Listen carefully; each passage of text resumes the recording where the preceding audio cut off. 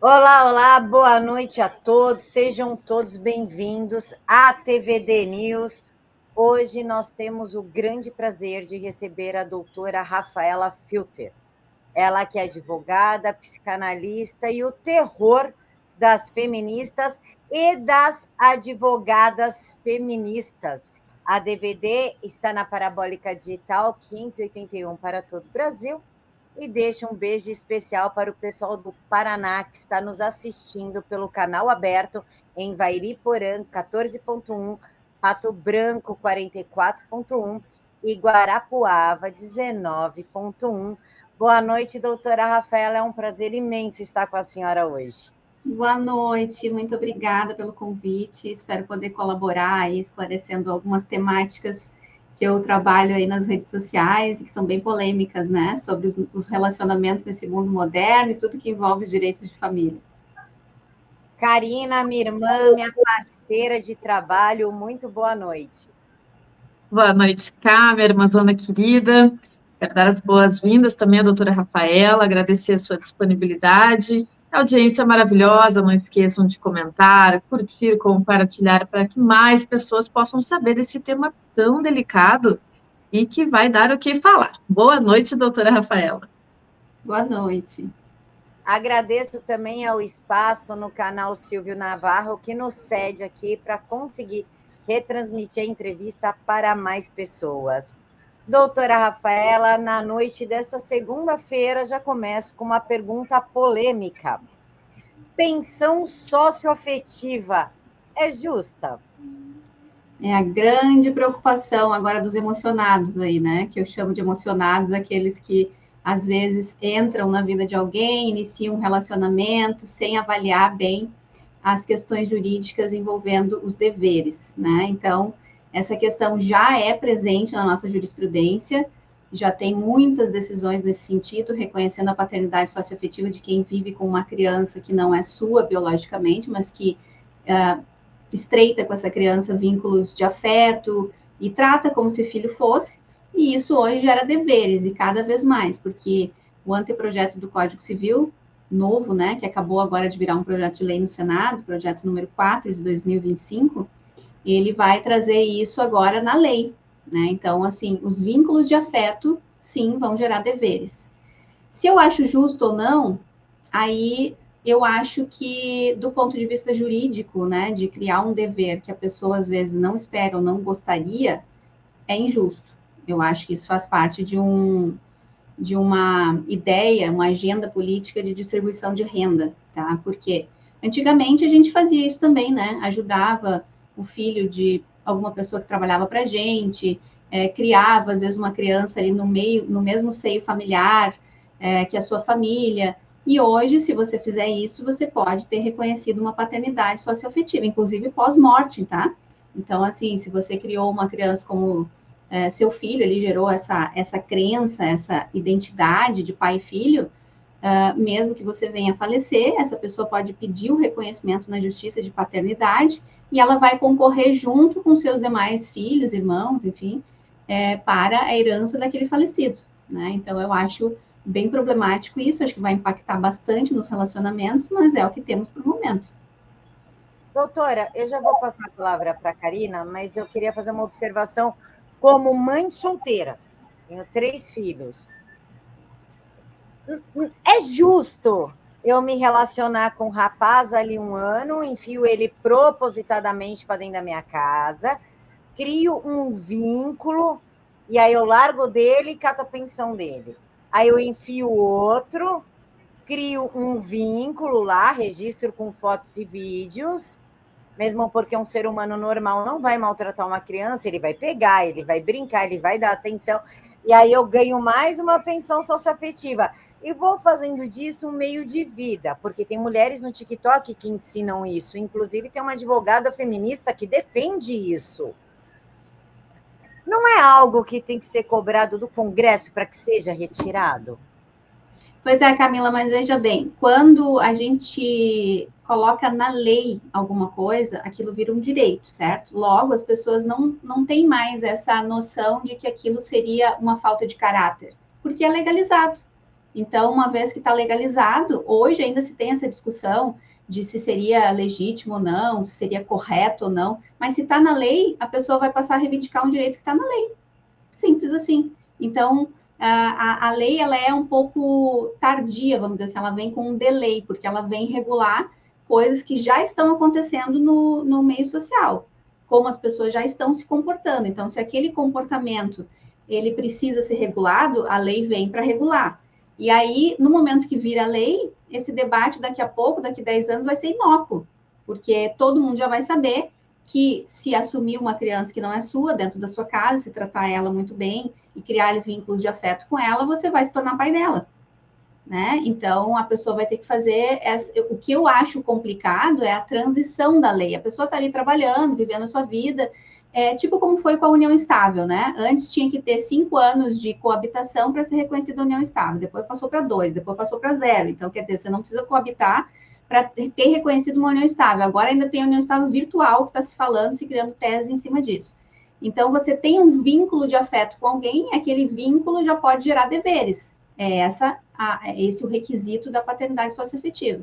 E aí você está lá vivendo, né, atendendo aquela criança, tratando muito bem, dando atenção, os presentes que você dá para o seu filho, você dá para o enteado também, e daqui a pouco você não sabia, né, mas a lei te reconhece como pai. E não é simplesmente pagar pensão, é para todos os efeitos. É como se você fosse pai biológico, você vai ter o nome na certidão e vai também dividir depois na sucessão.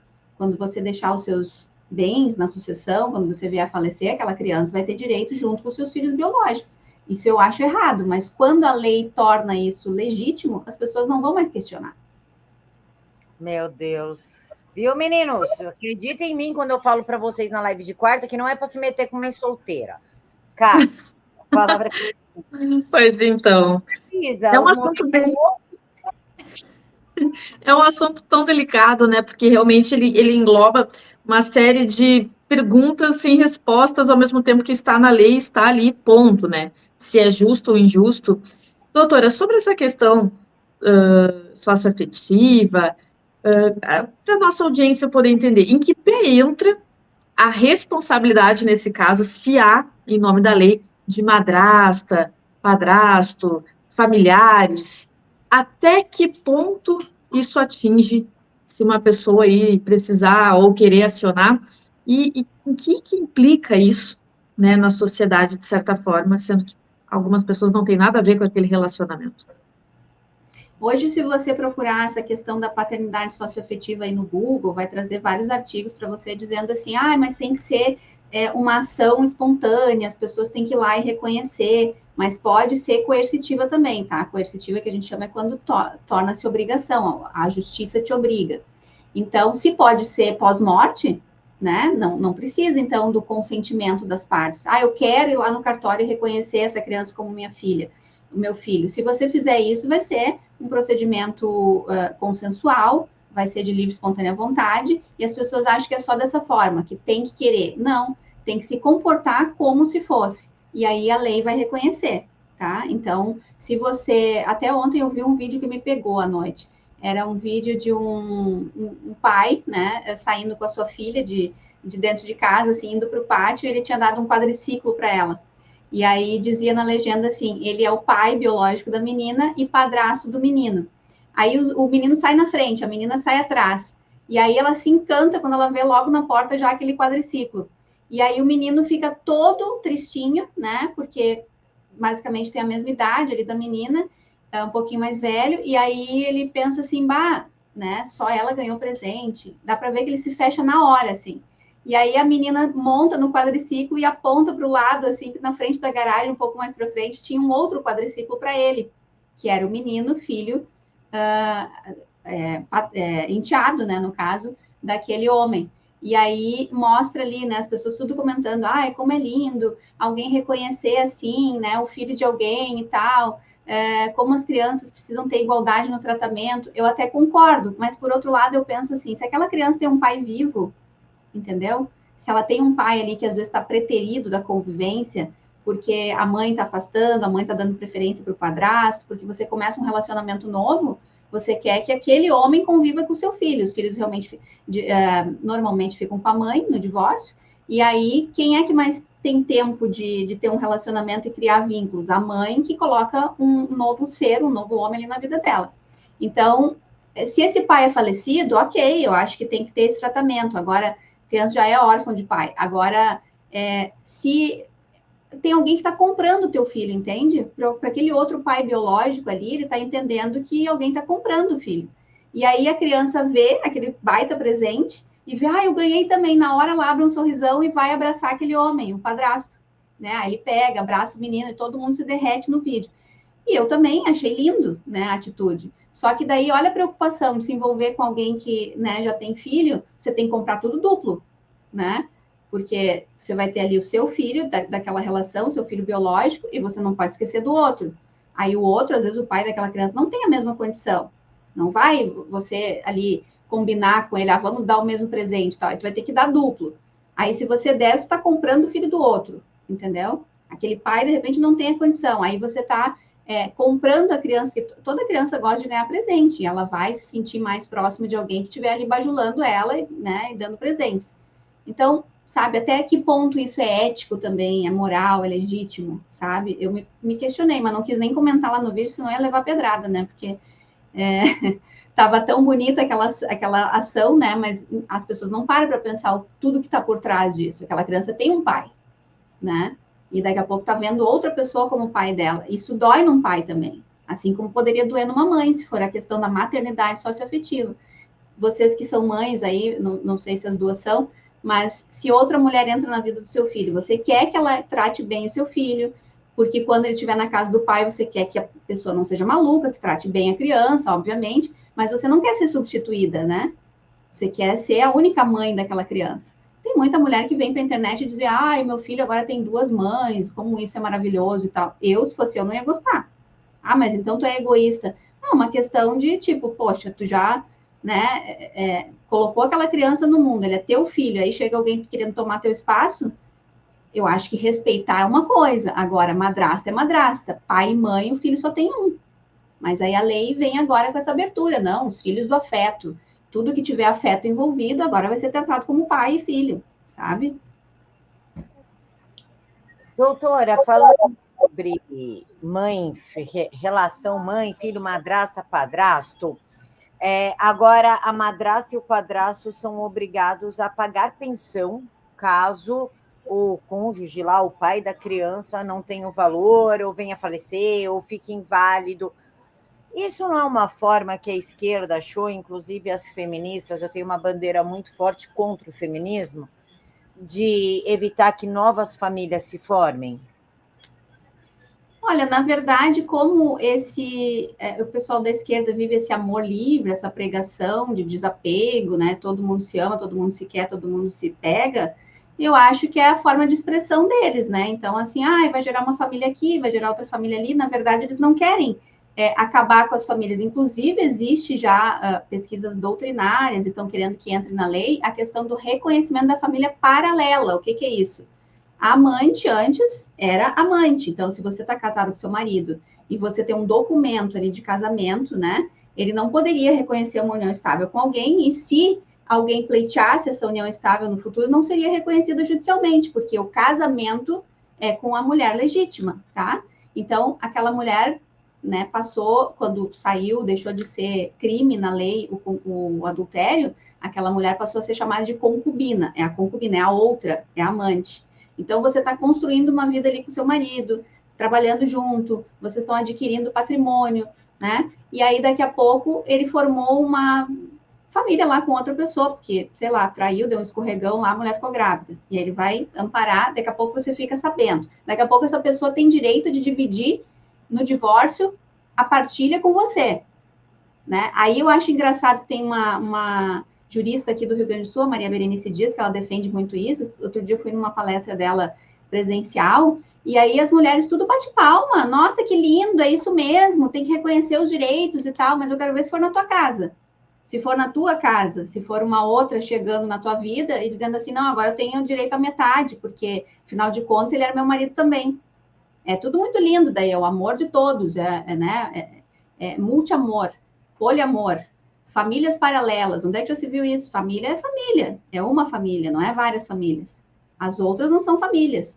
Já se reconhece, obviamente, os filhos fora do casamento, né? Que antigamente também eles eram os bastardos, não se dava direitos para essa criança que era feita fora do casamento. Esses filhos passaram a ser reconhecidos pela lei. Agora também as amantes vão ser reconhecidas pela lei. É o que se está trabalhando para isso agora, para que a amante tenha direitos. Então, assim, poxa, né? Eu sou contra. Então, se estão trabalhando para isso, estão trabalhando contra as famílias, né? As famílias tradicionais, porque, na verdade, eles querem múltiplas famílias, entendeu? Eles querem que tudo seja uma grande família, sei lá, que tanto amor é esse, sabe? Mas as pessoas não param para pensar que é o seguinte, vai acabar todo mundo morrendo pobre, né? Porque já é difícil conquistar patrimônio, as pessoas passam uma vida ali dedicando tempo de vida ao trabalho para conquistar alguma coisa. E aí depois tem que sair dividindo, assim, distribuindo? Que negócio é esse? Antes, as famílias geralmente eram formadas justamente para proteger o patrimônio, para passar de pai para filho, para ter aquele, né, aquele grande patrimônio ali que a família ia conquistando. Agora não, agora eles querem que distribua tudo, distribuição de renda. Então, acho que a gente achou uma nova forma de praticar o socialismo, sei lá, entendeu? Porque é uma grande distribuição de renda, isso, ao meu ver. Não é distribuição de amor, é distribuição de renda, sabe? Perfeito, doutora. Karina? É típico do socialismo mesmo, doutora. E agora, pensando bem sobre esse assunto, as pessoas que estão assistindo podem se apavorar. Meu Deus, agora automaticamente eu vou ter que fazer esse tipo de coisa. Como é que é comprovado a socioafetividade? A socioafetividade é comprovada pelas mesmas características de um pai biológico sem o reconhecimento da consanguinidade, que é, você vai ter um DNA diverso lá, a criança não é sua filha de sangue, mas você se comporta como madrasta e como padrasto, como se pai e mãe dela fosse, tá? Então, você frequenta eventos da escola, você dá presente para um filho seu, você dá presente para o padrasto também, para o enteado também, você trata ele como se fosse seu filho, não tem distinção. E isso é muito comum no dia a dia, porque, como eu falei, as crianças, elas têm ali aquela necessidade de reconhecimento de afeto, e é muito difícil um ser humano, um adulto que não que é uma pessoa boa, não tratar essa criança como, né, como se filho dela fosse, porque tá com o filho ali daquela relação nova, né? Por exemplo, você se casou aí com o João, vamos dizer. Com o João você teve um novo filho. Você vai querer que os seus filhos anteriores sejam tratados igual dentro da sua casa, não com distinção. E no momento que isso acontece, esse homem se torna pai desse filho também, né? E aí, então, isso vai se dar pelos vínculos de afeto. Se comprovar que existe vínculo de afeto, essa criança vai ser ouvida também em juízo, vai ser ouvida por uma equipe multidisciplinar, que são psicólogos, assistentes sociais, e se ela estabelecer, demonstrar lá que tem vínculo de afeto com esse homem, com essa mulher, sim, o juiz vai reconhecer a paternidade e a maternidade socioafetiva. E isso gera direitos como se pai e mãe biológicos fossem. Doutora, por falar em direitos, alienação parental. Tem muita mulher mentindo a respeito da lei e colocando terror. A meu ver, alienação parental pega e fica colocando na cabeça do teu filho, por exemplo, que o cara é perigoso, que ele mexeu com a criança, que tem muita mulher que faz isso, faz o filho falar que mexeu com a criança, e quando vai fazer ali uma investigação psicológica, não mexeu nada, a criança não sabe nem desenhar. A maior denúncia de uma criança é o desenho, não sabe nem desenhar. A alienação parental não é algo muito mais profundo do que, tu não pode mais falar para o teu filho que o pai dele é um idiota, que a justiça já vem para cima. Bom, os homens, os pais, né, eles ficam muito ressentidos desse tipo de tratamento. A pergunta que a gente deveria fazer é, por que chamar o pai do seu filho de idiota? Porque se você fizer isso, você está chamando o seu filho de idiota, porque o seu filho é metade de cada um. Então, a criança, ela se sente assim. Se eu sou metade do meu pai e metade da minha mãe, quando minha mãe chama meu pai de idiota, ela está me chamando de idiota. Eu sou o idiota filho dele, entendeu? Então, isso é muito prejudicial para o desenvolvimento da criança, é muito prejudicial do ponto de vista psicológico, da criança se reconhecer como indivíduo, da criança formar o seu caráter, formar a sua individualidade. Ela sabe que ela tem um pai e que ela foi feita de dois, metade o pai e metade a mãe. Isso faz parte da conformação biológica dela. E ela também puxa muitas características do pai e características da mãe. Tem criança, assim, ó, tem mulher que se separa do marido e tu olha para a criança, assim, ela é escarradinho, o pai. Tipo, a mulher tem que ainda, odeia aquele homem, ainda tem que olhar para a cara do filho, que é a cara daquele homem, entendeu? O tempo todo. Então, tem um ressentimento nessa fala que a criança acaba pegando para ela. Isso é muito prejudicial. Só que as mulheres acham, né, que porque aquele relacionamento não deu certo, isso é falta de bom senso, tá? Porque eu digo assim, a maioria de nós, mulheres, estamos preparadas para gestar. Isso é uma condição biológica nossa. É do sexo feminino. Mas quase todas não estão preparadas emocionalmente para educar, para criar um indivíduo, um ser.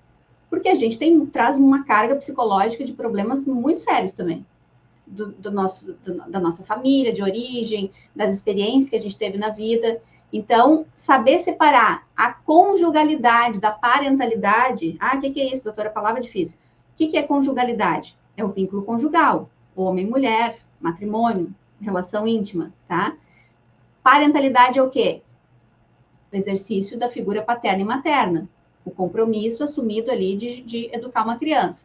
Então, tem que separar essas duas coisas, conjugalidade de parentalidade. Ah, o cara me traiu, ele foi um bosta, foi um idiota, não sei o que e tal.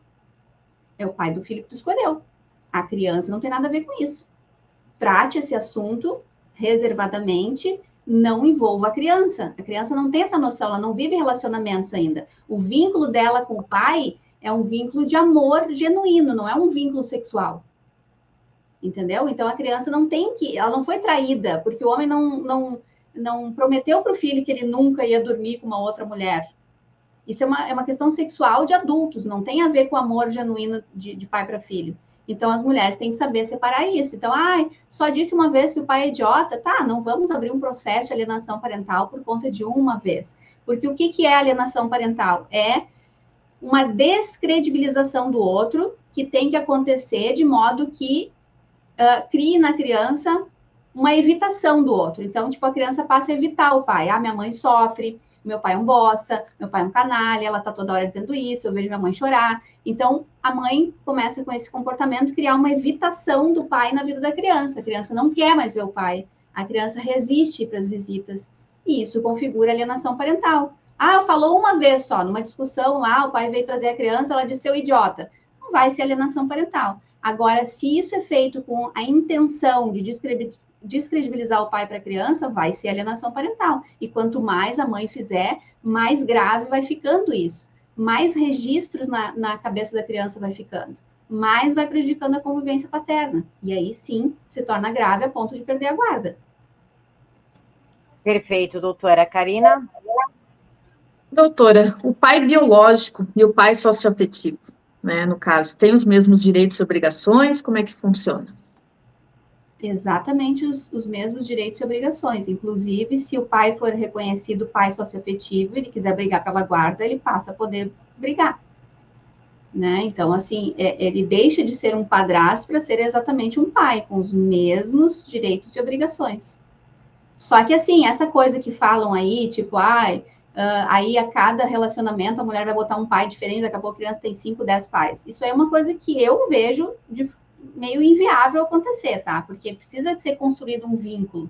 E um vínculo se constrói no tempo. Para uma criança chegar na frente de um juiz, de uma assistente social, de uma psicóloga e dizer assim, não, eu vejo ele como meu pai, é porque teve uma convivência ali longa, teve uma troca afetiva importante, né? A criança, tipo assim, uma babá, né? Que criou a criança desde o início, às vezes até a mãe, né, tinha que trabalhar, acabava ficando mais ausente, a babá que põe para dormir, a babá que dorme com a criança, a babá que alimenta a criança.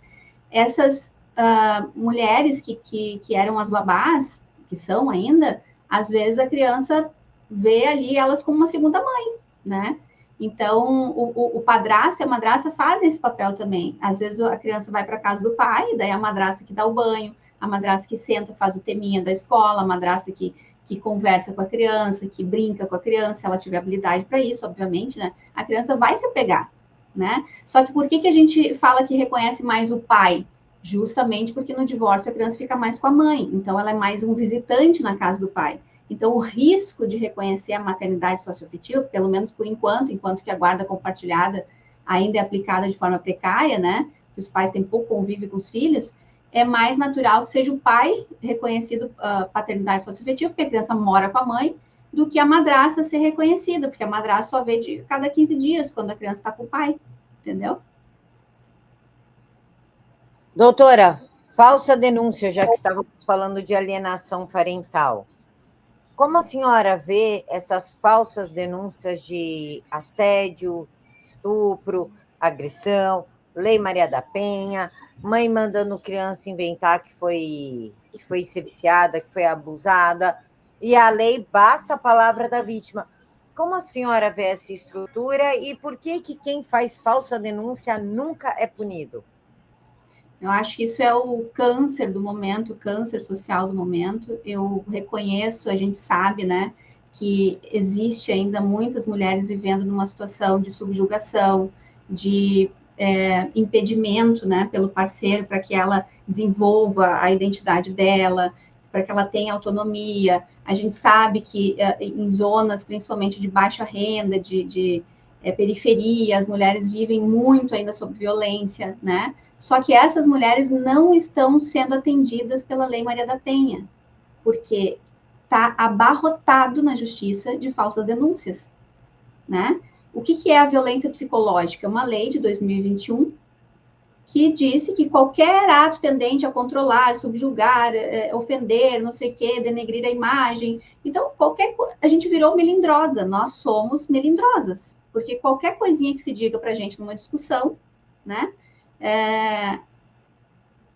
É motivo para eu ir lá na delegacia e fazer um BO de, abalou meu psicológico, eu estou impactada por isso que ele me disse, ele me diminuiu como mãe, ele está questionando os meus cuidados com meu filho, o que ele quis dizer com isso? Eu me senti mal, abalou meu psicológico, ele está reiteradamente controlando como eu cuido dos meus filhos, né? O que eu dou para a criança comer, se eu alimento, se eu alimento, se eu dou remédio, se eu não dou, mas assim, o pai, ele que não é guardião do filho, porque passa menos tempo com o filho, pela lei diz que ele tem a obrigação de fiscalizar a guarda do outro. Então, esse pai, ele tem que, sim, cobrar da mãe o que ela está fazendo. Só que essa cobrança, hoje, elas entendem como uma privação da autonomia delas, uma tentativa de controle exagerado, né?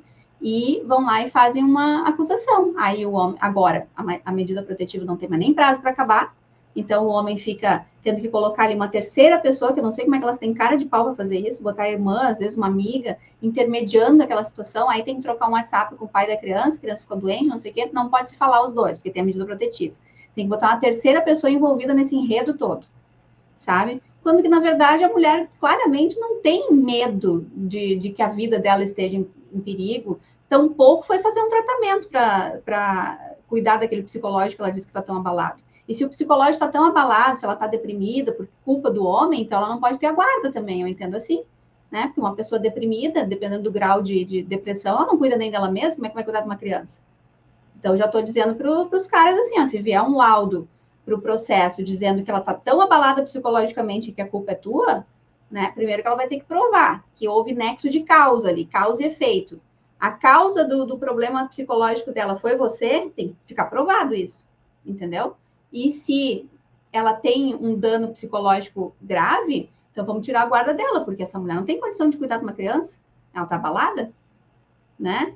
Então, assim, eu vejo isso como um problema muito grande. Nós temos aí a questão de alguns mecanismos, né, de denunciação caluniosa, por exemplo, mas depende do Ministério Público querer processar essa mulher.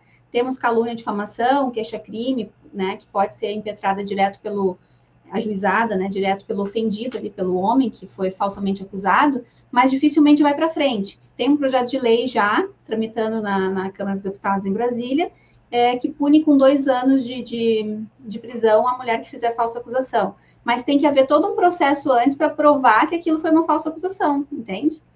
para daí ela ser punida também por aquilo. E se ela disser que ela se sentia assim, que ela não quis fazer falsa acusação, cai por terra, né? Então, assim, do mesmo jeito que a gente tinha o Código do Consumidor, lá as leis trabalhistas, que daí o pessoal falava, né, agora tudo é direito trabalhista. Então, a pessoa sai do trabalho, entra com uma petição desse tamanho, dizendo que fazia hora extra, que fazia isso, fazia aquilo, que era humilhada, que, né, sofreu assédio, que não sei o quê, e pedia lá um balaio de dinheiro. É basicamente isso que está acontecendo agora nesse nicho famílias, né? Então, as mulheres utilizam isso, esse subterfúgio, para ficar morando na casa, porque daí o homem tem que sair, até que o processo rola, até que se prove se ele é culpado ou não, ela fica morando lá na casa, bela e catita, e o cara que se ferra, entendeu? E o filho também se ferra, porque daí o filho fica impedido de ver o pai. É um câncer, é horrível.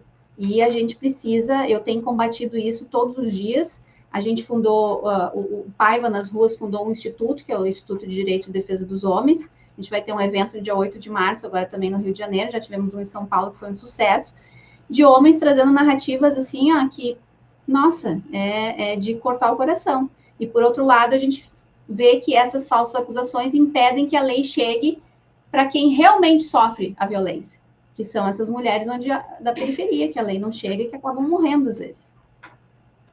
Karina? Pois é, doutora, e quando a pessoa está envolvida nesse processo, é possível desistir desse reconhecimento de parentalidade ou maternidade socioafetiva? O direito à paternidade, ao reconhecimento da paternidade, é um direito humano, né, indisponível. Então, eu não sei como é que a justiça vai tratar isso se a pessoa desiste de reconhecer, porque até os 13 anos, por exemplo, a criança não participa do processo ativamente. Depois dos 13 anos, ela já participa ativamente. Então, a mãe teria que entrar com o processo em nome da criança e a criança participar, né, daquilo ali, dizendo-se se reconhece aquele pai como pai também. Aí, voltar para trás, eu não sei como é que vai ser interpretado, principalmente agora que essa questão vai para a lei mesmo, né? Vai vir no novo Código Civil, agora isso bem definido lá nos artigos. Era uma construção das decisões, né, reiteradas, que a gente chama de jurisprudência, e agora vai passar a estar na lei, fixado lá quais são os requisitos para o reconhecimento da paternidade. E aí, voltar para trás, eu acho que não, né? Porque se é um direito indisponível, se é um direito humano indisponível ter o reconhecimento da paternidade, eu acho que desistir não é uma possibilidade. Doutora, a senhora falou que para criar o vínculo, para comprovar o vínculo, a criança precisa falar.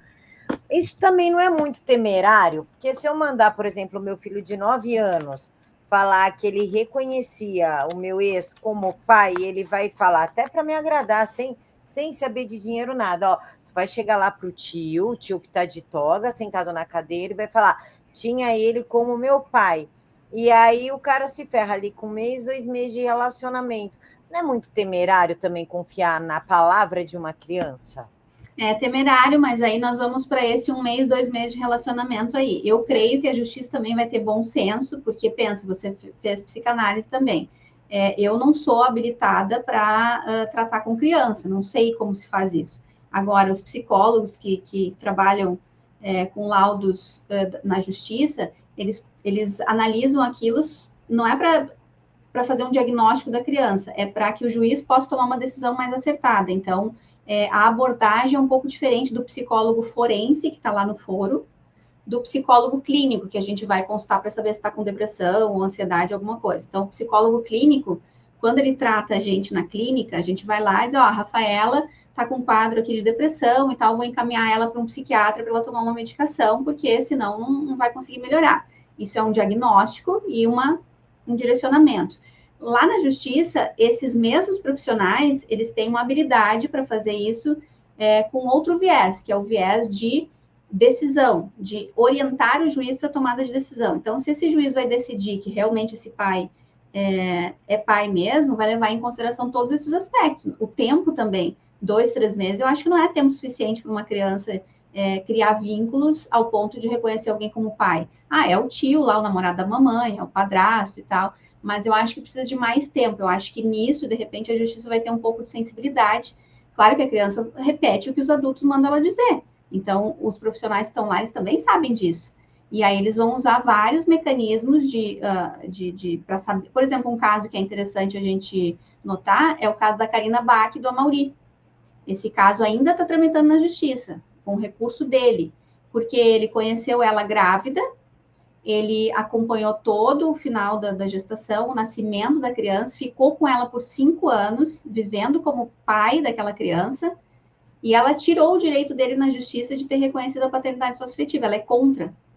E a criança, ao ser ouvida, a juíza declarou que a criança não expressou, né, assim, com veemência, com credibilidade, que reconhecia ele como pai. Até porque ela disse que já contou para a criança, de 5, 6 anos, agora deve ter uns 7, que como ele foi feito, que ele foi feito de uma produção independente.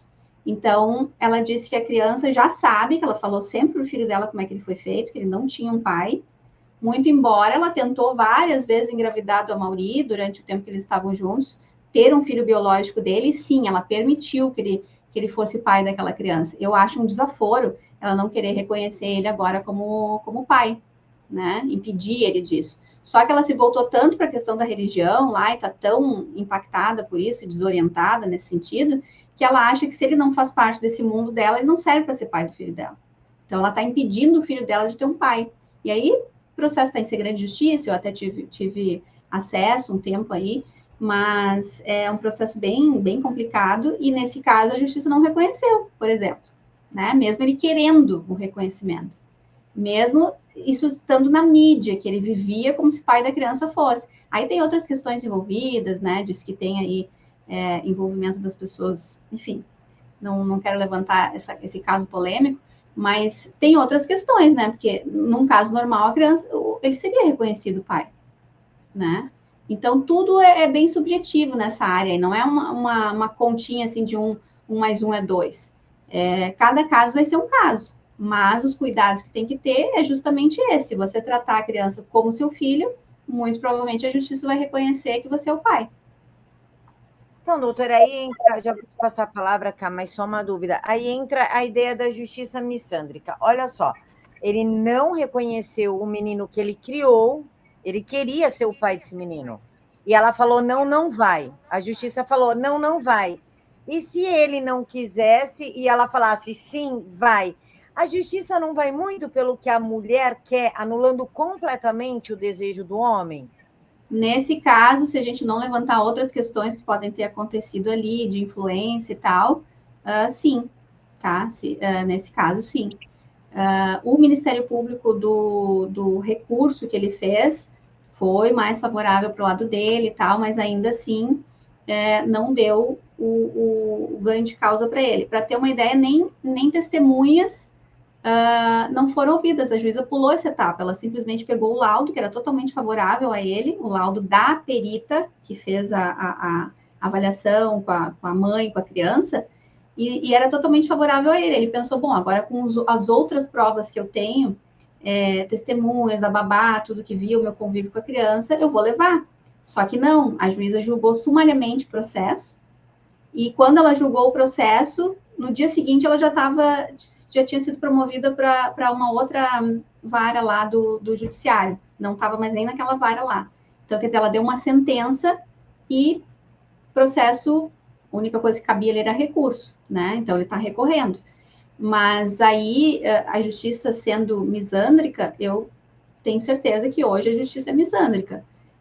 Sob qual viés? Sob o viés de dar equidade e direito para as mulheres, nós estamos tendo uma justiça misândrica, sim, até porque novos juízes ingressaram na magistratura, passaram em concurso, todos já com essa nova ideologia, né, de que a mulher é subjugada, de que precisamos ter mais direitos iguais, né, e eu tenho muita dificuldade para entender como que a gente pode falar em direitos iguais quando a gente fala em perspectiva de gênero, por exemplo, porque hoje o CNJ, que é o Conselho Nacional de Justiça, instituiu um protocolo de julgamento com perspectiva de gênero. Então, os juízes têm que obedecer aquele protocolo, que diz o quê? Que numa relação de processo onde houver uma mulher do outro lado, você tem que sempre olhar para aquela pessoa do processo, para aquela parte que é do sexo feminino, como vulnerável, né? E interpretar a lei a favor da mulher, para mim, isso é totalmente misândrico e, inclusive, inconstitucional, tá? Todos são iguais perante a lei, é o que está na Constituição. Isso quer dizer que o processo não tem capa, não tem sexo. Você tem fatos e o juiz julga os fatos. Ele não sabe quem é a Rafaela, ele não sabe quem é a Camila, ele não sabe... Ele tem que julgar os fatos que estão ali, ele não tem que saber quem são as pessoas envolvidas. Isso é justiça. Justiça imparcial, imparcialidade do juiz. Todos são iguais aonde? Perante a lei. É claro que na sociedade, cada um de nós temos as nossas particularidades, nossas diferenças, nossas limitações, né? Mas perante a lei, todos são iguais. Então, tem que aplicar a lei aos fatos, não às pessoas, não ao gênero. Mas esse protocolo está em pleno funcionamento e vigor, e cada vez mais. E se uma instituição, assim como, por exemplo, o IDDH, né, que não tem 5 anos ainda de consolidação, não pode ainda enfrentar essas questões, mas uma grande instituição, assim, que lute pelos direitos humanos e tal, se não for lá e impetrar uma ação direta de inconstitucionalidade no Supremo Tribunal Federal para julgar esse protocolo, ele vai continuar sendo aplicado. E eu acho que ele é inconstitucional. Perfeito, doutora Karina. Com toda certeza é um processo desafiador, né, doutora Rafaela? E como é que a senhora tem lidado com esse desafio em trabalhar com uma justiça missândrica, pessoalizada, num mundo onde a justiça só pesa para um lado?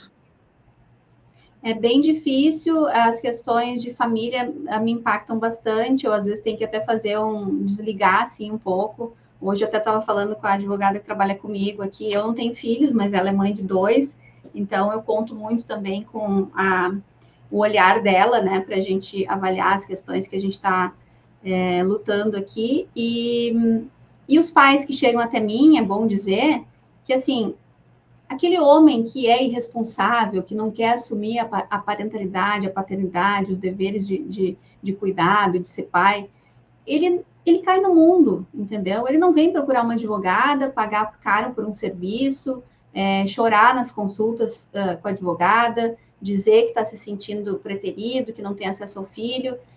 E daí entra uma outra questão que eu acho assim, ó, sabe? Eu não sei o que está passando na cabeça das mulheres, que elas dizem muito, e vocês devem ouvir isso na internet, essas que defendem o lado feminino, dizer assim, o pai não quer o filho, ele só quer incomodar a mãe, sabe? Mas eu fico pensando assim, que ego é esse que acha que o mundo gira em torno dela e que o homem não tem amor pelo filho, ele só quer incomodar a mãe, mas que psicopata é esse que ela escolheu para ter um filho, então, sabe? Sabe? Não dá para entender, não dá para entender esse discurso. Como que alguém vai gastar dinheiro, gastar energia, saúde mental, a saúde financeira, só para... Se ele já está em outro relacionamento, às vezes, só para incomodar a mãe. Isso não tem lógica, né? Mas é esse o discurso que elas usam. Inclusive, agora tem um pleito delas para que entre na Maria da Penha também a violência processual, institucional. E já se reconhece isso na jurisprudência, mas ainda não está na lei, tá? Que seria... reconhecer que o homem entrou com um processo sem base, sem alguma questão importante, só para prejudicar a mulher, só para perseguir a mulher, entendeu?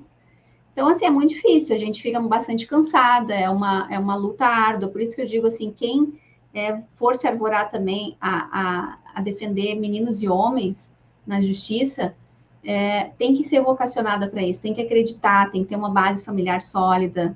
É importante que os homens, ao contratar esse serviço, verifiquem isso também, né? Porque senão vão pagar por um serviço que não vai ter uma pessoa lá do outro lado lutando por eles, né? Então, eu vi que muitas surgiram agora falando disso, porque acaba se dividindo, né, em nichos. Se tem um monte de advogada que defende só mulher, começam a surgir as advogadas que defendem os homens, tipo ginecologista e urologista, sabe? Só que a grande diferença da área médica é que o urologista não está lá dizendo para o homem como é que ele vai passar uma doença venérea para a mulher. O contrário também não. A ginecologista não está lá ensinando como é que ela vai dar o golpe da barriga no cara. Agora, as advogadas e os advogados que militam nessas áreas, muitas delas estão ensinando, né, não a se relacionar, mas a obter vantagem, né, com o relacionamento. E isso está destruindo as relações, cada vez mais. Doutora, muito se fala no homem que não tem responsabilidade com seus filhos, mas também a gente não pode esquecer que há mulheres que trocam de namorado, como trocam de roupa, que impedem o pai de ver a criança, o pai lutando desesperadamente na justiça para ter a guarda da criança, e a justiça deixa essa criança com uma mulher instável, promíscua, que inclusive coloca a segurança dessa criança em risco. Não é raro vermos na TV notícias de que o pai queria a guarda, não foi dada, e a mulher e seu companheiro fizeram os maiores absurdos, as maiores perversões com aquela criança. Como a senhora vê uma justiça que fecha os olhos à dor, ao desespero de uma criança em prol de uma lei onde coloca a mulher como um ser supremo e santo? Acho tenebroso. Inclusive, eu acho que toda a minha vivência, a minha experiência nessa área da advocacia também foi um dos motivos pelos quais eu não quis ter filho. Eu congelei óvulos lá aos 35 anos, tinha aquela coisa dentro de mim, assim, mas se eu me arrepender e daí for tarde, então tá, conversei, né, com meu marido, fizemos terapia de casal, tudo junto, para entender. Ele não tinha esse sonho também de ser pai, mas eu pensava assim, vai que ele tá falando só para me agradar, e depois ele vai querer e eu não vou poder e tal. Então, fui lá, congelei óvulos, e cada vez mais eu me convenço de que eu não quero. Nunca foi, assim, um sonho de vida, mas eu tenho certeza que, avaliando isso até em terapia e tal, acho que tem relação também com tudo que eu vejo, sabe? E eu vejo, eu que tive um pai muito presente, nossa, eu sei o quanto isso foi importante para eu gostar de mim, para eu ter a minha autoestima em dia, para eu saber o mínimo que eu deveria esperar de um homem quando eu fosse me relacionar. Se uma mulher teve um pai presente e um pai cuidadoso, zeloso e respeitoso com ela, e que dava carinho, afeto e incentivava ela e reconhecia ela não vai esperar nada menos do que o pai dela deu para ela de um outro cara quando ela for se relacionar. Então, eu nunca tive em relacionamento abusivo e eu acho que eu devo isso à figura paterna. Porque a mãe, ela não pode ser pai e mãe ao mesmo tempo. Nunca vai conseguir.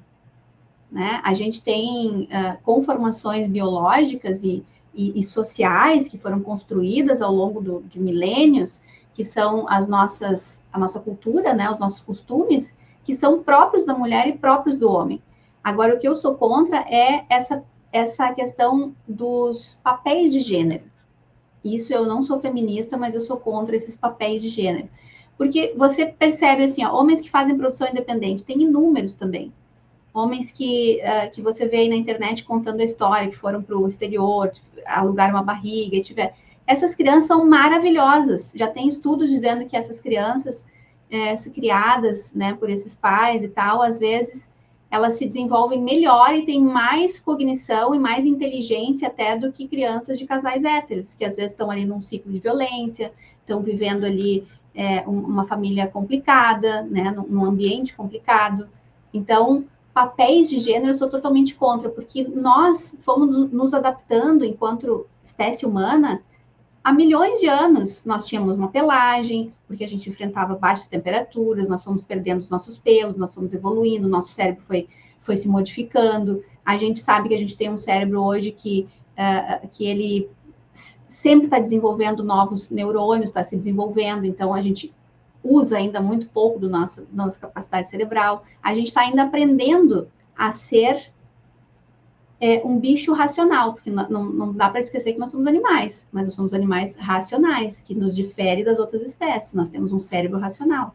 Então, assim, papéis de gênero não existe, sabe? Todo homem é capaz também de desenvolver habilidade de cuidado. Não é porque a mãe carregou na barriga 9 meses e pariu que só ela sabe cuidar. Tá aí os exemplos que você trouxe. Mães que abandonam, mães que matam, mães que estimulam até um abuso sexual, que permitem, que ofertam os filhos, né? A gente teve aqui no Rio Grande do Sul 2 casos, um bem próximo do outro, uma menina que foi achada num container, né, com 7 anos, morta, e outra em São Leopoldo, aqui, se não me engano, que a mãe, por ciúme do pai, do vínculo que o pai tinha com a criança, com a menina, matou a criança facada. sabe? Quantos casos? Quantos, se a gente for olhar de perto? Só que esses não vêm na grande mídia.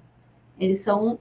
Agora, quando é um homem que faz, aí você vê todo aquele alvoroço, né? Assim como também são subnotificados os casos de violência contra homem no domicílio. Homens morrem tanto no domicílio quanto mulheres, ou no ambiente doméstico, no ambiente familiar. Mas isso é subnotificado, porque a gente está hoje com uma Agenda 2030 da ONU, né, que quer proteger e empoderar as mulheres. Então, eles não vão falar o outro lado, eles vão falar só o lado da mulher, né? Então, respondendo a tua pergunta, eu acho que tudo isso precisa ser melhorado também na questão social, porque o judiciário só aplica o que é conformação na sociedade. Então, se a gente tem essa ideia, se você conversa com a sua amiga, e tu que é mãe, e aí conversa com a tua amiga, e vocês têm essa ideia, assim, num grande grupo de mulheres, que o filho é da mãe, que Deus o livre, que só a mulher sabe cuidar, que o homem só sabe fazer e depois cai no mundo, isso é levado para a justiça. A justiça aplica isso em proteção das mulheres. Não, então a criança fica com a mãe, aí a mãe sobrecarrega, a mãe não tem vida, a mãe não consegue crescer profissionalmente. Por quê? Porque se for falar na justiça para ela, ó, vamos dividir a guarda meio a meio, fica uma semana na casa do pai, uma semana na tua casa, ou meia semana na casa... Não! Deus o livre, o filho é meu, não fiz filho para andar aí no mundo, mas não é no mundo, é na casa do pai. Ele tem duas casas, é a casa da mãe e a casa do pai, você só não mora embaixo do mesmo teto. Não, o filho é meu, ele vai pagar pensão, o filho é meu. Então, assim, é uma cabecinha, sabe? Aí não...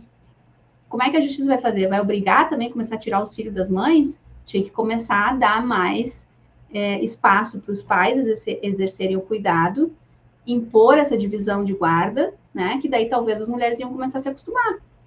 Mas isso não está sendo feito. Ótimo, doutora Karina. Pois é, doutora, diante desses casos tratados, né, onde nós observamos uma justiça pessoalizada para o lado da mulher e que não poderia ser assim, não deveria, né, os resultados têm sido drásticos para os seus clientes. Como é que a senhora avalia o resultado para os homens quando tratados? Os homens sempre saem em desvantagem na justiça, sempre. Isso eu falo para eles e sou muito honesta quando eles vêm falar comigo. Eu sempre pergunto assim, olha, não é mais fácil, olha como eu falo, eu disse assim, não é mais fácil, se a mãe quer tanto, então deixa para ela e tu paga, entendeu? E tenta minimamente estabelecer com ela uma... Já que ela quer dinheiro, quer a pensão e quer cuidar de tudo sozinha, ela vai pagar uma rede de apoio, vai colocar uma babá para cuidar do seu filho, porque ela, né, ela também quer trabalhar. Ou, eventualmente, ela vai fazer o quê? Vai viver até os 18 anos da pensão da criança e depois ela faz o quê? Aí tem que botar o filho para trabalhar para sustentar ela, sabe? E outra coisa que eu percebo muito também, a mulher se divorcia, essas mulheres que ficaram, às vezes, sendo do lar, né? Que eu não vejo como isso pode funcionar hoje em dia também, mas a gente tem que reconhecer que há uma transição, que existe muitas mulheres ainda aí do século passado, que ainda estão casadas, que se divorciarem, elas vão passar trabalho, porque sempre depender do marido. Existe essas. Mas então vamos olhar para essas e olhar para frente também, que muitas mulheres hoje estão no mercado de trabalho e querem a sua independência e não precisam depender de um homem, né? Uma coisa é o homem assumir mais, talvez, a questão financeira dentro de casa por um período, quando eles decidem em conjunto, não, olha, quem sabe então tu vai engravidar, vai ficar 2 meses aí, 2 anos aí sem trabalhar só para cuidar do filho e tal. Isso pode ser uma combinação do casal. Agora, criar essa questão para tirar proveito, aí eu acho que já é falta de caráter. Mas voltando ao que tu perguntou, os homens sempre saem já no prejuízo. Por quê? Por causa dessas questões que ainda são costumes nossos, são questões sociais. Tipo assim, o filho é da mãe, a mãe já tem habilidade de cuidado, porque afinal de contas ela amamentou, ela pariu, ela carregou 9 meses. Esse homem, não, esse homem é sempre melhor para a criança ficar com a mãe. Agora, nos países nórdicos, já tem vários estudos dizendo que a divisão igualitária dos deveres de cuidado, inclusive a dupla residência, o duplo referencial de residência, é muito melhor para a criança.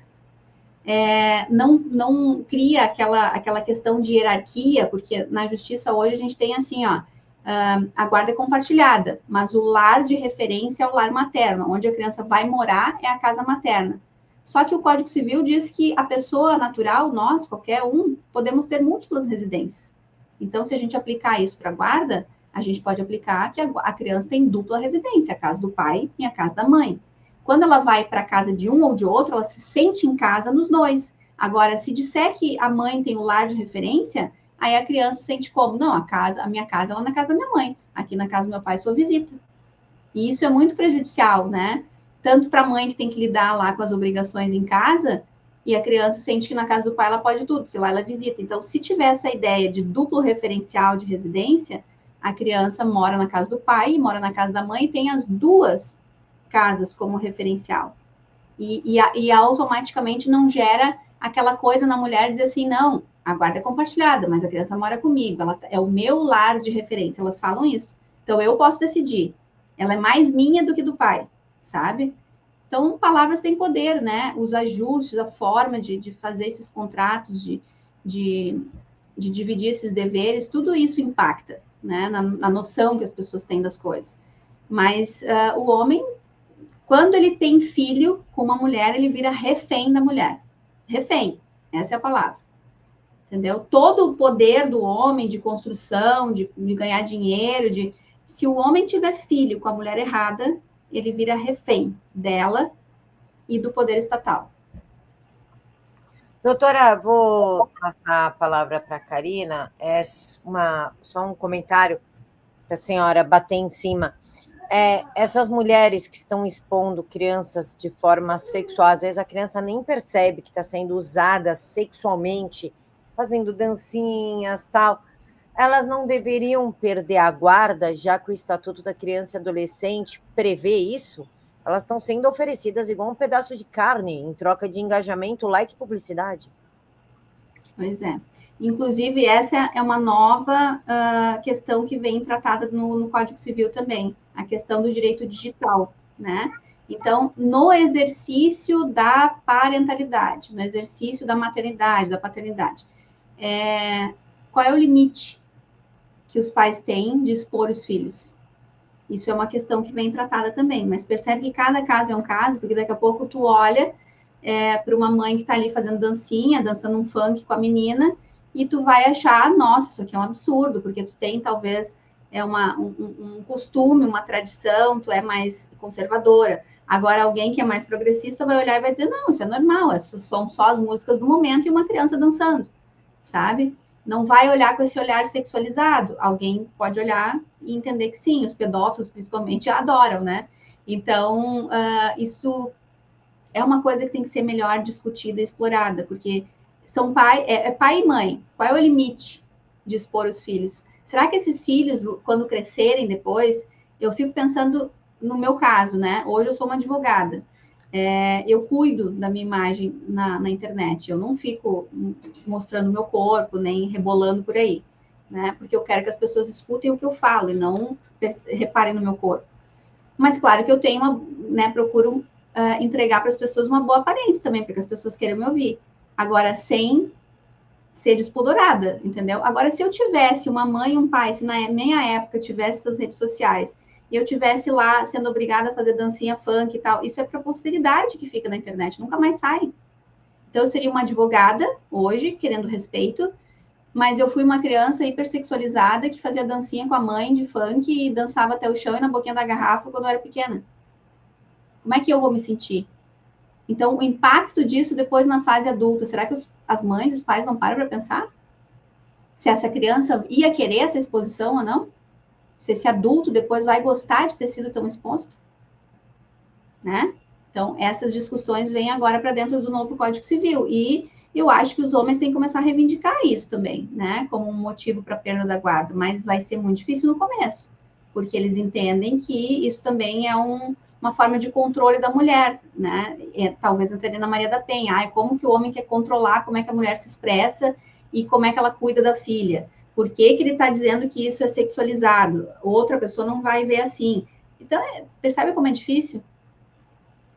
É bem dúbio, na verdade, né, doutora? Porque se eu sou homem, tenho filho com uma mulher, ela fica seminua na internet, expondo a imagem do meu filho, eu ficaria muito puto no lugar do cara. Porque não está expondo, além da imagem da criança, está expondo a família, está marcando essa criança depois para ser vítima de um bullying, ela vai comprometer todo o futuro de uma criança, porque ela é uma pessoa com uma baixa autoestima ferrada, uma necessidade de aprovação externa, um vazio interno bizarro que claramente não tem estrutura e capacidade para estar criando um ser humano que vá servir à sociedade.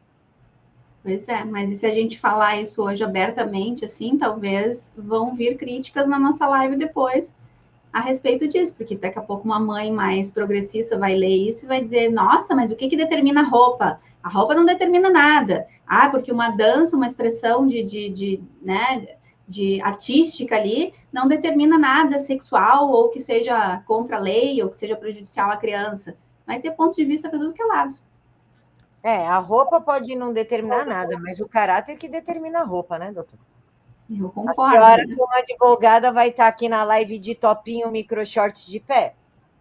Pois é, é que nem pensar assim, vou chamar um mecânico para consertar meu carro. Tu espera que o mecânico vai vir com um jaleco branco e um tênis branco e as mãos limpinhas?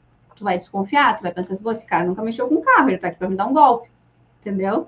Ah, tu vai esperar que um médico vai entrar numa cirurgia com as unhas depois de ter mexido com as unhas sujas, a mão preta, depois de ter mexido no carburador do carro dele no final de semana, né? Então, tudo isso, tudo comunica e existem dress codes para cada experiência humana, para cada profissão também, né? E crianças têm que ser protegidas, elas têm que ser vestidas como crianças, até porque tem muita gente maluca aí e os filhos da gente estão expostos a essa gente doida que às vezes tem perversidades na mente e a gente não sabe quem é quem. Então, para quê? Ah, mas o Estado tem que proteger. Tá, o Estado protege minimamente, mas quem tem que proteger o teu filho é tu. Então, para que tu vai expor a criança? Né? Para a lascívia de um maluco ali que pode pegar até uma foto da criança e botar ela pelada nas inteligências artificiais agora, né? Então, tem tanto perigo, mas as pessoas, não sei, não se dão conta, eu acho. É que eu tenho de quarta-feira uma live, também passa na TVD, com uma psicóloga, e a gente fala muito da sexualização infantil. Que o cara que está olhando essa criança dançar, ele não vai abusar efetivamente desta criança, ele não vai lá entrar na casa da pessoa e pegar, ele vai pegar a criança do vizinho, ele vai vitimar outra criança. E aí, pensando nessa rede de fatos, doutora, faz de conta, eu sou uma abusadora de criança, entro nesses perfis para satisfazer um desejo meu, visual, e depois eu vou querer satisfazer esse corporal. Eu pego uma criança aleatória, meu vizinho. Quem expôs essa criança que me deu o desejo, essa criança sendo uma menor impúber, inclusive, uma menor de 14 anos, não deveria responder junto por estar colocando terceiros em risco, mexendo com a imaginação de predadores? Eu penso que deveria. Aí entra a questão da modéstia, que é tão falada também no meio, no meio cultural aí, religioso, né? Vamos colocar isso num contexto adulto, tá? A mulher que, sei lá, anda com uma roupa transparente na rua, vai passar na frente de uma construção, vai passar sei lá, por uma rua ali meio esquisita, meio de uma vila, alguma coisa assim, não sabe quem é que tá ali, ou qualquer lugar, enfim, pode ter um tarado hoje. E aí entra aquela questão assim, mas o tarado não tem que atacar a mulher pela roupa que ela tava. Sim, mas né, é claro que a gente não vai andar de burca também, né? Mas assim, se tu tem um doce guardado dentro de uma embalagem, bem fechado, né, de difícil acesso, e se tu tem um doce exposto em cima da mesa para tu chegar e comer, o que está mais fácil de tu pegar e comer, né? Então, assim, essas pessoas que têm esse transtorno, essa psicopatia, ou sei lá como é que chama isso, de querer abusar do corpo da outra pessoa, a gente tem que pensar que isso é uma patologia também, né? É uma deturpação moral. Então, como é que a gente vai saber quem tem essa condição e quem não tem? Não é melhor, então, a gente agir com a modéstia, saber que as pessoas, né, até Adão e Eva procuraram lá um negócio para se cobrir, umas vestes, né? E hoje a gente quer andar pelado, né? As mulheres querem andar pelada. Qual é a necessidade disso?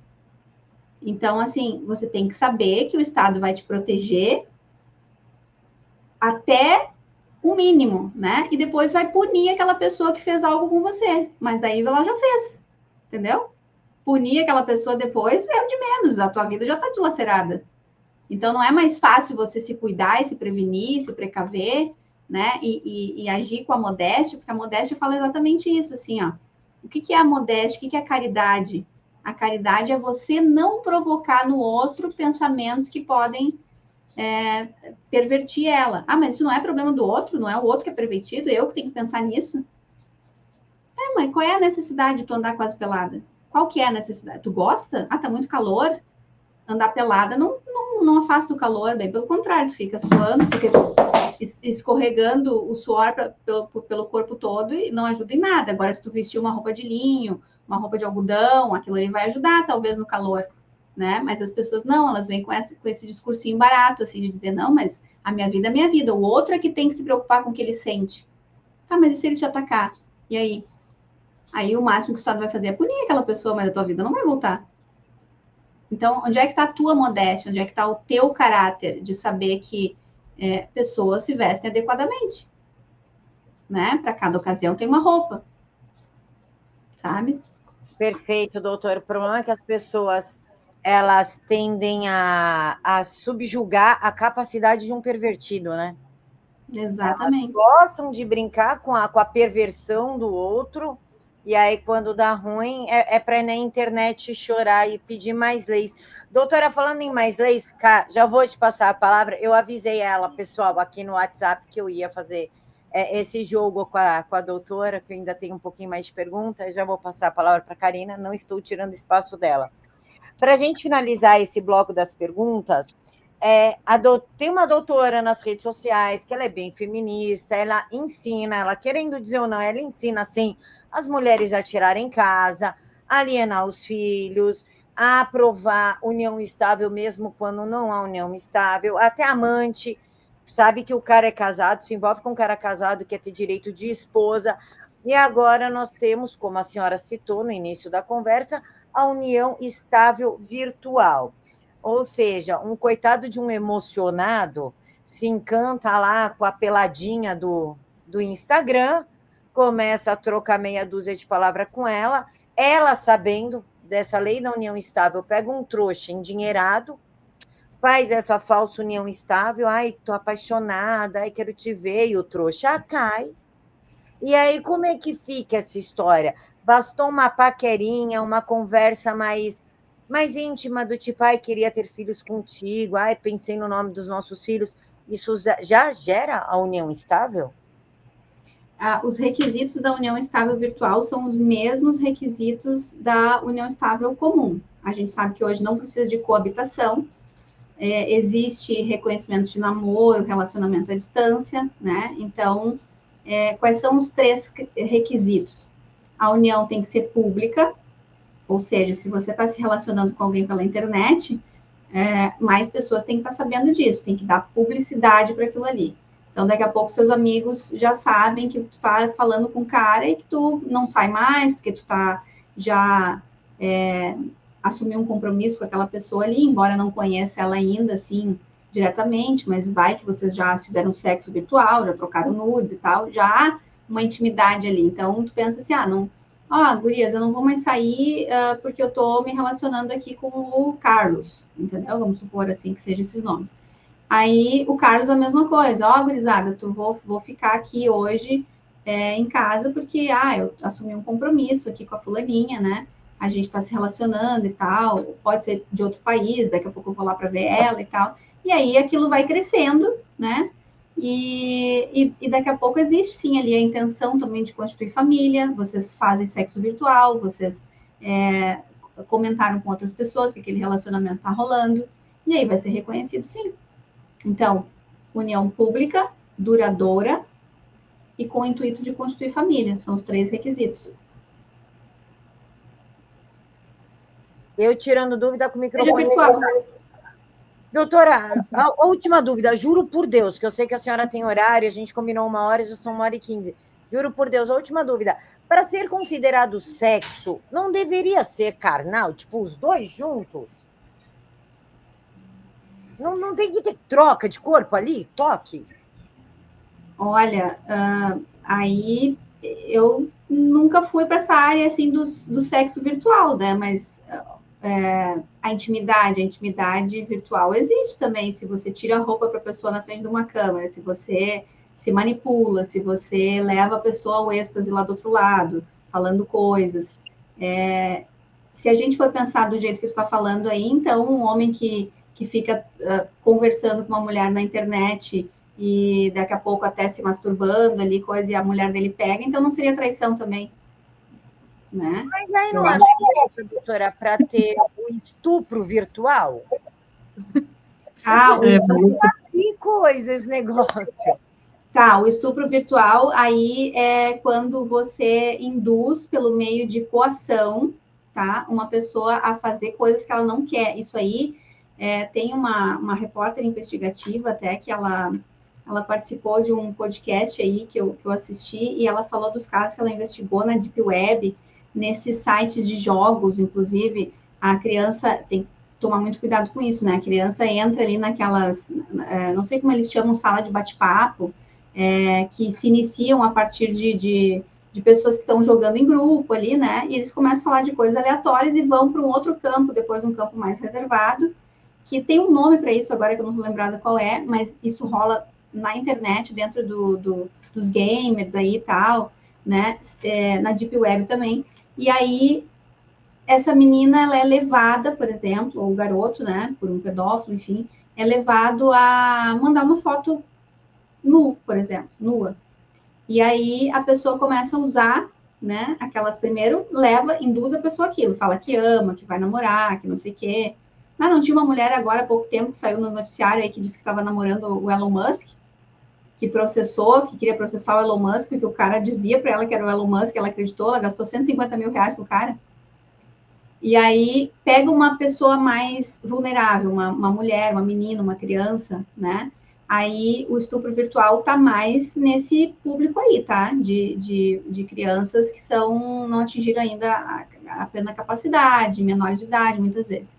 E aí leva a criança a distribuir essas fotos. Ó, diz, ó, já sou teu namorado e tal, né? E aí a criança manda uma foto. Aí ela começa a exigir que a criança faça outras coisas, ou adolescente faça outras coisas, se manipule, enfie coisa lá para dentro, se corte. Cara, é umas coisas bizarras, é horrível, tá? Porque senão ela vai distribuir as fotos, vai contar para o pai dela, entendeu? Vai mostrar, daí já mostra, eu tenho o telefone do teu pai, já consegui o contato, eu sei onde tu mora, né? Agora eu quero que tu faça isso, porque a gente se ama e tal, então tu tem que fazer para poder mostrar o teu amor. Então a pessoa é levada contra o consentimento dela a fazer coisas que ela não quer, e aí sim é um estupro virtual. A senhora está falando do caso do Discord, mas se partir do princípio, doutora, que tem mulheres muito das espertas, aí se relaciona consensualmente, sexualmente, virtualmente. Embora na minha cabeça não consiga visualizar algo assim. Mas faz de conta que tá. E aí ela sai e acusa esse cara de estupro. Como é que o cara se defende se até presencialmente, sem marca, dá para acusar alguém de estupro? Fica mais difícil ainda provar virtualmente que ele não fez nada. Bom, isso aí é a grande problemática hoje, né? Porque a gente tem até o estupro marital, né? Então, assim, aquela prática muito comum que talvez até a gente goste enquanto é mais jovem, né? A pessoa acorda no meio da noite lá, taca-lhe a mão ali, daí já rola um calorão, e daí já se pega e tal. Não sei vocês, mas assim, tipo, a pessoa, eu acho assim, eu já tenho dificuldade para dormir hoje. Então, assim, alguém vai me atacar no meio da noite, eu já não quero mais, já não gosto. Mas aí tem a questão moral, de caráter também, de tu ir lá e chegar ao ponto de acusar o teu marido, né? Agora, tu falou que não quer, né? A pessoa te tocou ali, tu tá dormindo, inconsciente e tal. Aí a pessoa montou em cima de ti, te penetrou igual, ou sei lá, tu tomou um Rivotril lá, um negócio para dormir, como é que chamam? Zolpidem. Aí tu tá ali meio grogue, entendeu? E a pessoa pratica a relação igual, sem que você possa dar o consentimento livre, né, e consciente, isso é estupro marital, tá? E a gente sabe que tem muito homem que não aceita a mulher dizer não, qualquer hora é hora, enfim, ainda existe isso, tá? Então, o consentimento é o que difere o estupro de um ato sexual normal, que não vai ser crime. Se a mulher começou um rala-rola lá com o cara, né? Depois de uma janta, que saíram para se conhecer e tal, e aí foram para um motel, e até inclusive dentro do motel, tá? Se começar lá o rala-rola, tal, daqui a pouco o cara pegou de um jeito diferente, machucou a mulher, daqui a pouco ela broxou, não quer mais, entendeu? E ela vai dizer para, e o cara continua, é estupro. A partir do não, a partir do para, eu não quero mais, a pessoa continuar, é estupro. Não importa se é menor de idade, se é uma mulher velha, se é mulher do job, qualquer coisa, entendeu? Então, assim, como é que o cara fica inseguro hoje? Porque se ela for de má índole, quiser... Mas é uma coisa assim, ó, para que uma mulher vai fazer isso com um cara só se ela for psicopata? Eu quero ver esse cara preso e ser estuprado na prisão, então eu vou acusar ele de estupro, sabe? Ou vou acusar ele para tirar um dinheiro dele. Aí vai vir essa intenção depois, né? Vai vir essa intenção. Eu tenho o rally-rola com o cara me dá um pé na bunda, não me manda flores o dia seguinte, eu fico puta, vou lá e denuncio por estupro. Ou agora tem a moda do estelionato sexual, não é? Tem também. Então, e aí como é que faz? Por exemplo, eu tenho filhos homens, eu tenho irmão, eu tenho primos, a maior parte da minha família é composta por homens, tem muitos homens e poucas mulheres. Para proteger os meus filhos, por exemplo, quando eles forem adultos, eu mando eles fazerem um contrato com a pessoa, estou ciente que tive relação sexual e nessa relação aconteceu isso, tudo consentido e assina toda vez? Como é que fica isso?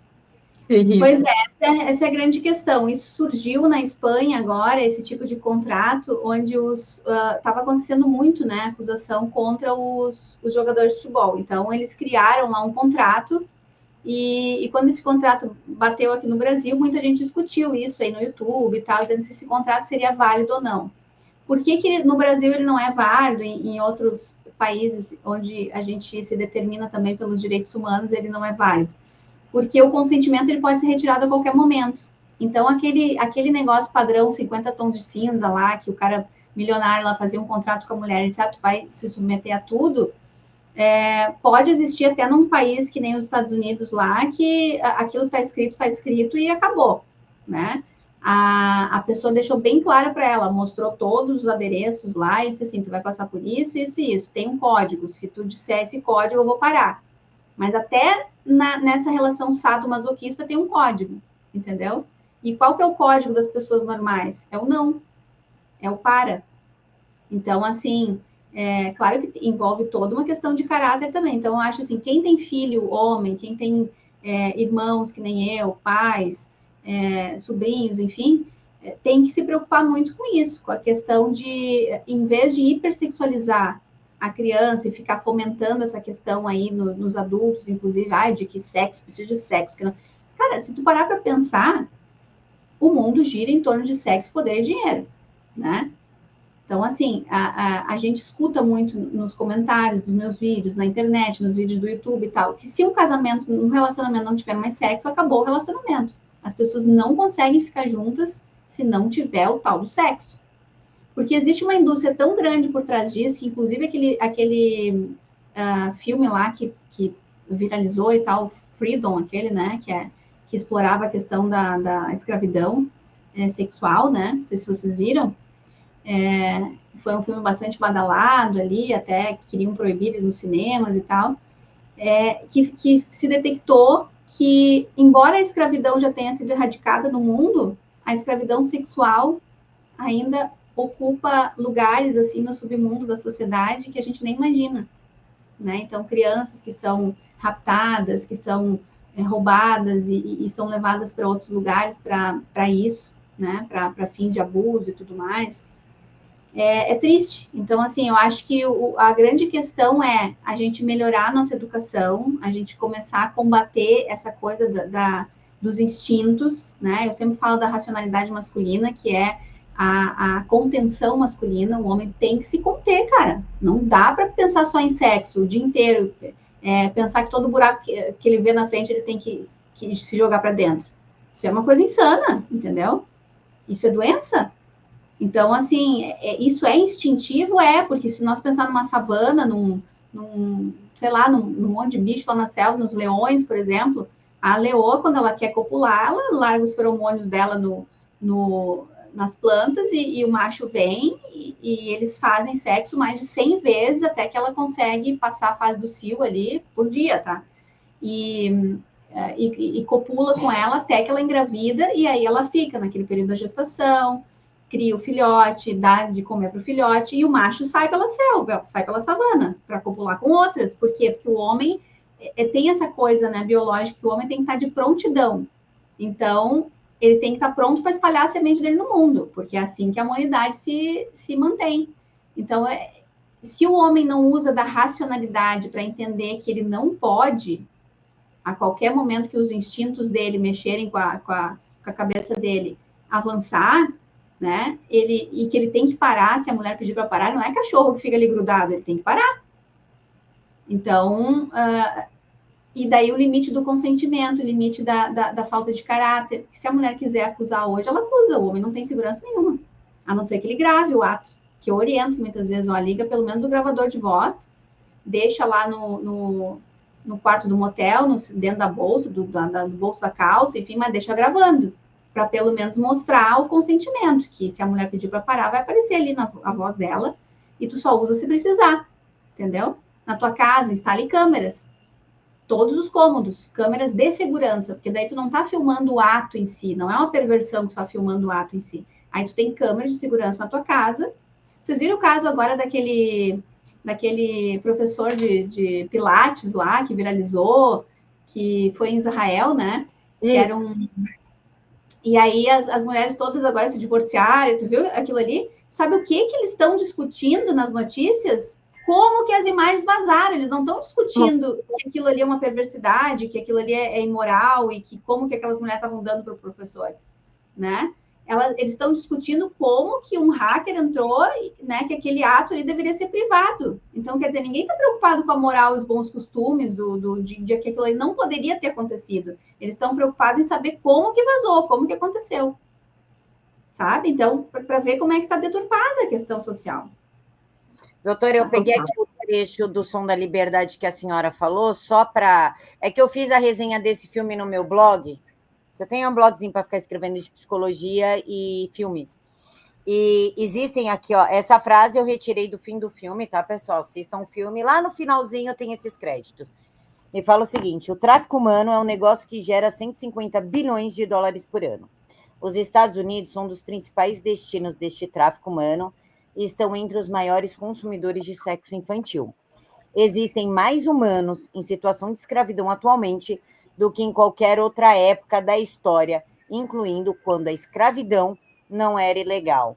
Milhões desses escravizados são crianças. O Som da Liberdade. E a esquerda tentou bloquear esse filme, porque o Trump defendeu a exibição desse filme, e é claro que eles não querem que as pessoas saibam que criança é usada como moeda de troca em boa parte do mundo, né, doutora?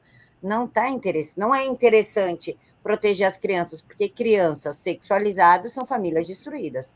Mas quem que quer se proteger, então? Quem que quer se proteger? A perversão humana.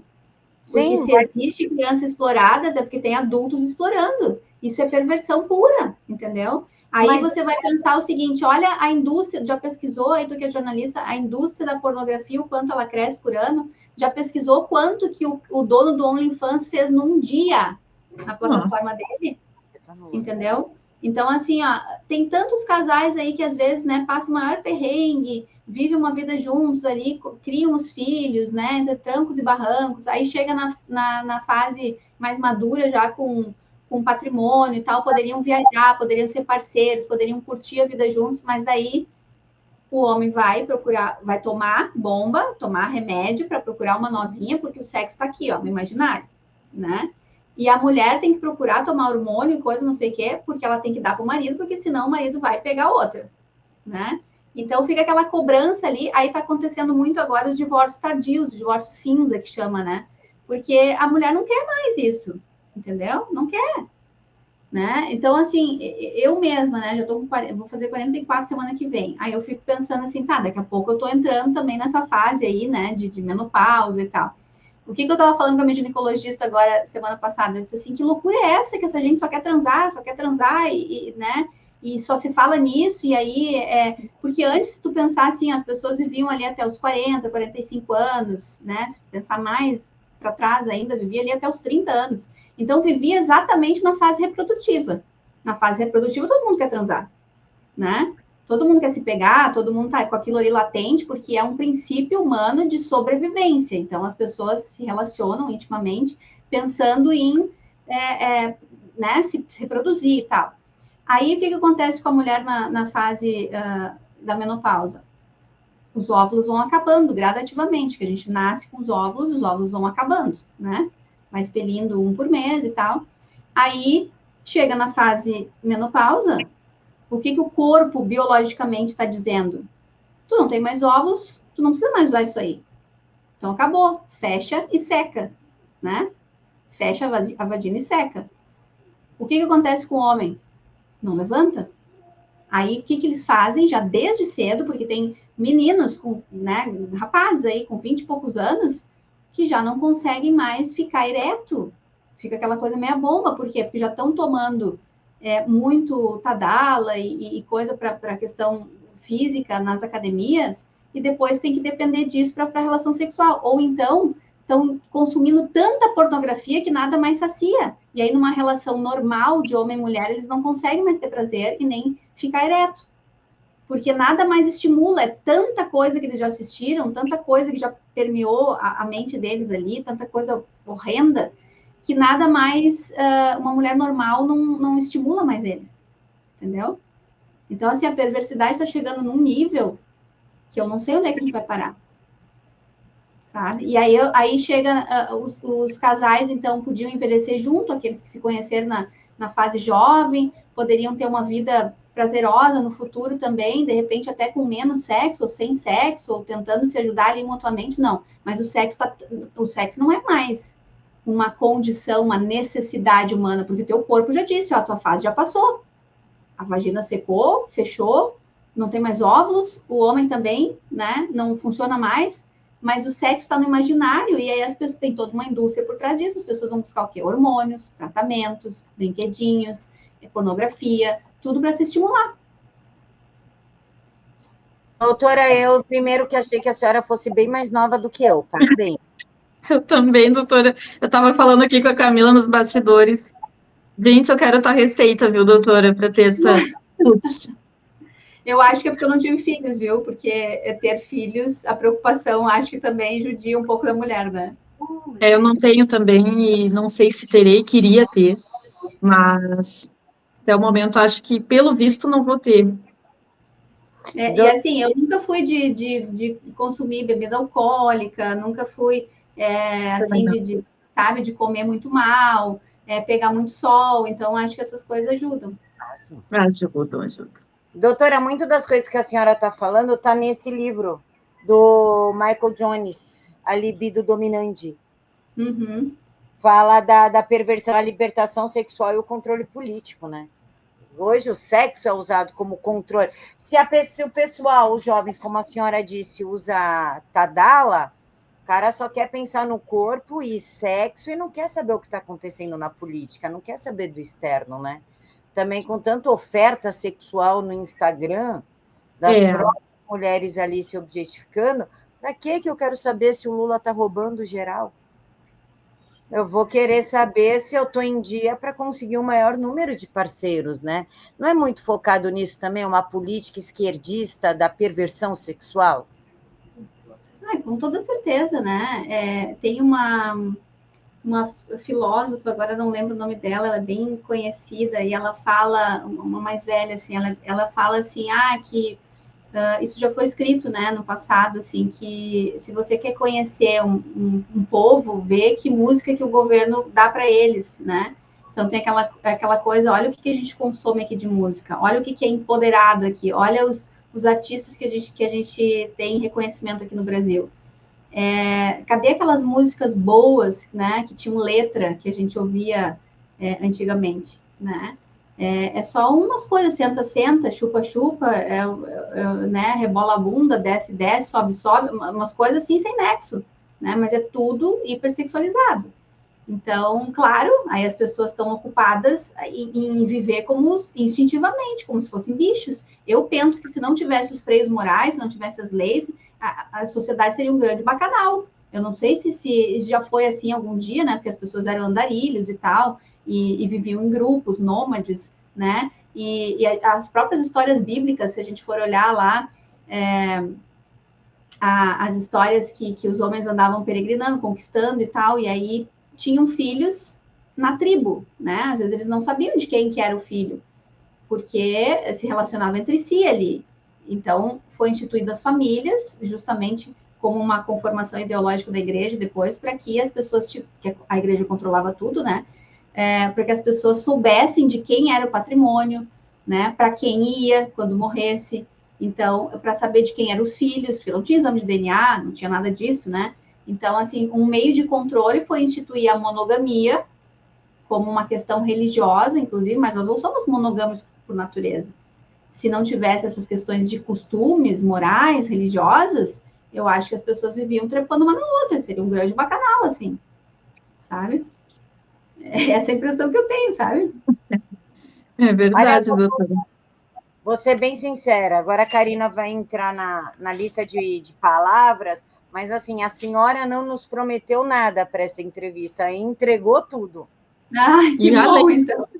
Foi uma das melhores entrevistas, né, Cá? Dessa temporada, para não ser a melhor, tá no top 2 lá. É bom, né? Porque assim, é bom quando tem um debatedor junto, alguém que faz perguntas, porque às vezes eu tenho vontade de fazer live também, mas aí vira um monólogo, né? Só eu falando. E aí, tá, mas o que as pessoas iam gostar de saber agora, né? E aí vocês estão aí fazendo esse contraponto, e isso que eu acho que torna interessante também a conversa, né? Está convidada, doutora, para a gente fazer um quadro, uma vez por semana, com a senhora ao vivaço, para fazer isso, porque a senhora não promete nada, entrega tudo. Que bom. Eu penso bastante, eu fico... o que eu acho importante, assim, eu gosto de ficar relacionando, eu sempre, no direito, a gente estuda isso, né, que o direito, ele é multifacetado, ele está relacionado a várias coisas do comportamento humano, da sociedade, então eu gosto de pensar sobre esses vários aspectos, assim, por isso que eu falo de relacionamentos, não falo especificamente só de leis, né? Porque, assim, o que acontece dentro dos relacionamentos que pode ser impactado pelas leis, ou por que as leis foram criadas com base no que a gente vive nos relacionamentos. Então, eu quis trazer esse viés, assim, e não mais uma advogada falando de leis, sabe? Então, eu acho que relacionar é o que mais o ser humano precisa e faz, né? Se relacionar nos vários meios sociais, intimamente, no meio familiar, na amizade, no trabalho, enfim, a gente está sempre se relacionando entre humanos.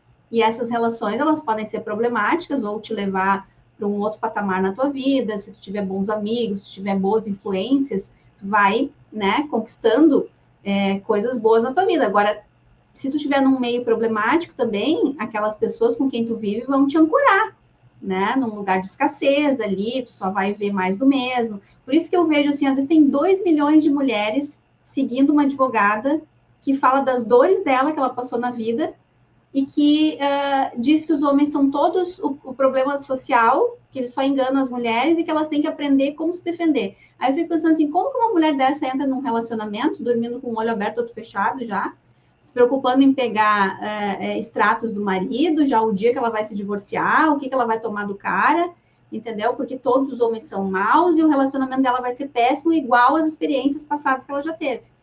Então, as pessoas ficam ali, né? Primeiro, a gente busca identificação na internet, a gente busca alguém que fale aquilo que a gente já passou. Só que se a gente não sair daquele nicho e buscar inspiração de alguém que viveu bons relacionamentos, que tem histórias boas para contar, a gente só vai repetir as mesmas histórias ruins a vida toda, né? Aí eu vejo, assim, 2 milhões de mulheres seguindo uma advogada que fala e ensina, inclusive, como as mulheres têm que se preparar para o divórcio e como que elas têm que se proteger dos maridos. Cara, que relacionamento é esse?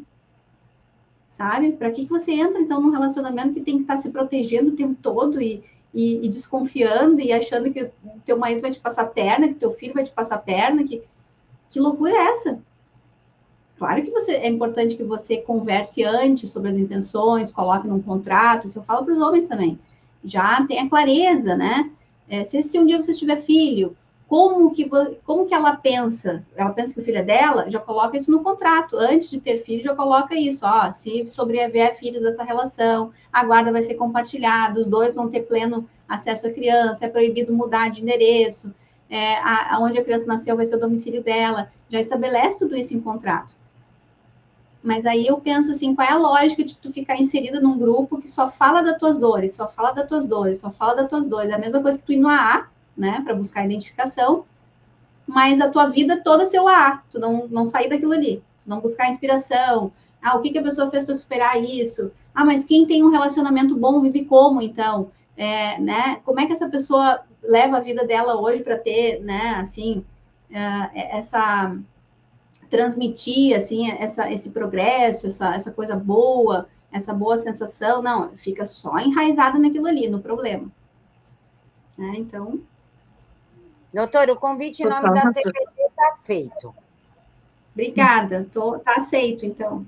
Não sei se vou conseguir toda semana, mas é porque às vezes a gente tem audiência fora, às vezes estou em viagem e tal, mas quero participar mais vezes, sim, com vocês. A gente pode fazer em live mesmo, no horário que a senhora preferir, abre as lives pela TVD e tudo, e a senhora está convidadíssima. Basta querer, estamos aqui. Tá ótimo. Vai aí, Cá. Pois é, doutora, são exemplos e vivências que a senhora nos traz ricas, e espero que a nossa audiência possa ter compreendido, refletido, que compartilhem esse tema de suma importância, que está assustando muita gente. E agora a gente vai fazer uma rodada aqui, onde vamos falar uma palavra, e a senhora... senhora é modo de dizer, né, doutora? É mais uma questão formal, né? Tá, tudo bem. E tu, como uma boa gaúcha, nos fala em uma frase curta o que te vem ao coração. Então, vamos começar pela palavra justiça. Justiça, dar a cada um que é seu, na medida dos atos praticados. Família. A coisa mais importante da vida. Futuro. Algo a ser construído com ações do presente. Criança. Esperança. E proteção. Fazer bons contratos, saber que você pode estar em risco, é um meio de proteção necessário hoje. Perfeito, doutora. Te agradecemos imensamente, um rico encontro aqui de muita informação, muita troca. Além de linda, é uma pessoa que emite aí uma luz, um conhecimento nesse nosso momento tão fatídico, onde nós precisamos de mentes brilhantes. Agradecemos também a TVD, aos nossos queridos do Paraná, Silvio Navarro, a nossa audiência maravilhosa, Camila. Obrigada, minha irmã. Mais uma edição concluída com sucesso. Obrigada. Se quiserem me encontrar aí no Instagram, @RafaelaFilter, canal no YouTube também. E foi um prazer. Obrigada pelo convite. Adorei conhecer vocês também. Prazer é nosso, doutora. Sensacional. Repito e friso. A senhora não prometeu nada, entregou tudo. Eu imaginei que seria um ao vivo mais tranquilo, mais baseado em leis, e a senhora entregou a parte ideológica, a opinião, sem medo, sem censura, sem medo de represária, e isso é uma coisa que eu admiro muito, que me deixa muito satisfeita, que me empolga muito ver advogadas como a senhora atuando. Muito obrigada, meninas. Adorei. Pessoal, então...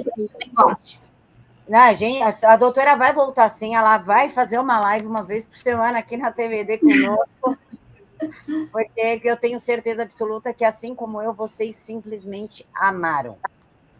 Pessoal, nesse mesmo horário, amanhã, 10h30 da noite, terça-feira, a gente se encontra novamente. Um beijo no coração. Tchau. Beijo. Tchau.